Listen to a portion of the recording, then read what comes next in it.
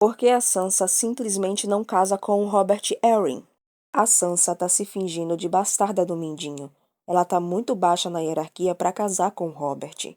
Também temos que lembrar que muitos lordes do Vale não gostam do Mindinho estar numa posição tão alta. Se ele tentasse noivar a suposta filha dele com o Robert, daria muito mal para ele. E o Mindinho sabe que além de não gostar deles, eles também não gostam do Robert como sucerano deles.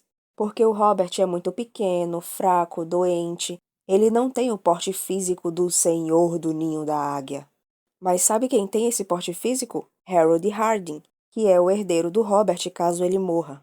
Quando ele morrer, na verdade. Porque o Mindinho fala que é uma questão de tempo. Ele é muito frágil e qualquer acidente pode acabar com a vida dele. É aí que o Harold entra como herdeiro ideal, querendo provar que é um homem digno e honrado. Principalmente quando sua noiva revelar que não é uma bastarda, e sim a herdeira de uma casa que precisa de ajuda para retomar o que é seu por direito. É muito mais fácil fazer o Vale lutar pela Sansa, ou qualquer que seja o plano do Mindinho, seguindo as ordens de um forte e galante cavaleiro, do que de um garotinho fraco que provavelmente não vai para frente de batalha. Então, sim, a médio prazo, noivar a Sansa com o Harold é muito vantajoso. Lembrando que Harold Harding é herdeiro do Robert Arryn porque ele é sobrinho neto do Jon Arryn. Mas como ele se tornou herdeiro do Robert? Senta que lá vem a história. Jasper Arryn teve 3 filhos, Jon, Alice e Ronel. Nos primeiros 2 casamentos, Jon Arryn não conseguiu ter um filho vivo e suas esposas morreram. O irmão dele acabou morrendo novo, mas teve um filho, então Jon Arryn fez dele o herdeiro. Só que o Rei Louco matou ele. Então ele se voltou para os filhos da irmã dele. Ela tinha 9, e a filha mais velha tinha se casado com o Dennis Arryn e tinha tido um filho. Só que o Dennis acaba morrendo, e quando a esposa descobre, morre de desgosto, e o filho recém-nascido acaba morrendo pouco depois. Sobrou 8 sobrinhos, então tá tudo bem. Não. O garoto foi escoiciado na cabeça por um cavalo quando tinha 3 anos e morreu. Outras 2 morreram de um surto de bexiga. Das que sobreviveram, a mais velha se tornou Septã, a segunda foi seduzida por um mercenário e se juntou às Irmãs Silenciosas depois que o bebê morreu, a terceira era estéril, a quarta foi levada por selvagens, sobrou a mais nova, que casou e deu à luz a Harold, que é o parente vivo mais próximo do Robert Arryn, sendo assim o seu herdeiro. Mas, se ele é tão importante pro Vale, como o Mindinho conseguiu um noivado entre o Harold e a filha bastarda dele? O pai do Harold é um cavaleiro da casa Harding, que é juramentada a casa Wynnewood. O próprio Harold é neto da Lady Alice Arryn e do Sr. Ellis Wynnewood. Então ele foi levado desde cedo para ser protegido da Lady Anya Wynnewood. Quando os Lordes Declarantes vão intimar o Mindinho para desistir do posto de Senhor Protetor do Vale, o Mindinho sugere que o Harold fique ali no ninho como protegido do Robert. Obviamente, a Lady Anya recusa. Só que o Mindinho compra todas as dívidas do Wynnewood. E depois vai conversar com a Lady Anya. E nós sabemos que agora ela não pode recusar um pedido dele. Então, em troca de ter todas as dívidas perdoadas, ela dá permissão do Harold noivar com a Alayne. Mas existem teorias de que ela só permitiu isso porque ela sabe que é a Sansa Stark. Os Lordes Declarantes sabem que a Alayne é Sansa Stark? É possível que eles desconfiem. Sansa Stark foge de Porto Real e Alayne Stone aparece como bastarda do Mindinho nos domínios da tia de Sansa Stark. Pode ser só coincidência, mas temos que lembrar que Euron Royce já viu Sansa Stark, tanto em Winterfell quanto em Porto Real, no começo da história. E para completar, as palavras da casa Royce são: nós lembramos. E de repente o Euron Royce olha para Alayne e fala: te conheço, garota. É muito estranho um senhor importante do vale olhar para uma bastarda que está vestida feito uma serva. E aí a filha do Nestor Royce, que é primo do Euron Royce, sobe o ninho da águia, o que é muito estranho porque ela sobe quando eles vão descer por causa do inverno. Então ela só sobe para descer e a Sansa fica dizendo que isso é muito estranho. Mas elas começam a conversar e a Miranda solta várias informações, incluindo que o filho bastardo de Ned Stark se tornou o Lorde Comandante da Patrulha. E a Alayne fala, Jon Snow? E a Miranda fala, Snow, deve ser isso mesmo. Eu entendo que é a primeira notícia de alguém familiar que ela recebe em muito tempo, mas ela não devia ter falado, porque a Lane Stone não saberia quem é o filho bastardo do Ned Stark. A Lady Anya também dá a entender que sabe mais do que devia. Quando Lincoln Bray fala de forma vulgar sobre a Lane, ela repreende ele e fala que a garota foi bem educada e já sofreu horrores demais. Como assim, Lady Anya? A Lane Stone é uma bastarda que foi criada pela fé. Ela não deveria ser extremamente educada, mas também não deveria sofrer horrores demais.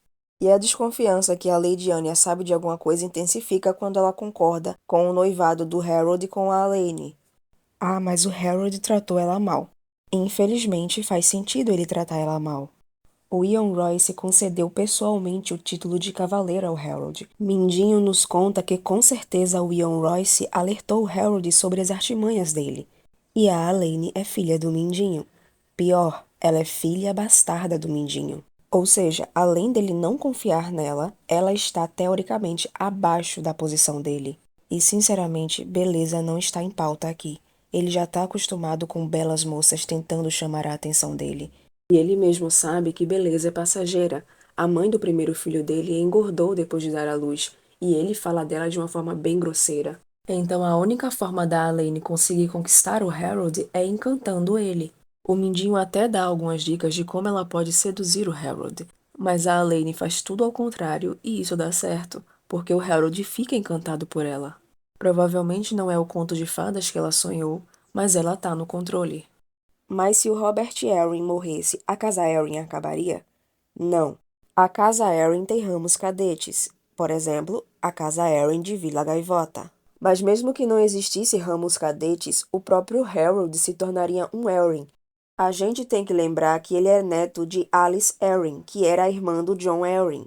Então, por mais que a linhagem do Jon Arryn pudesse morrer com o Robert, a casa Arryn continuaria viva por meio da linhagem da Alice.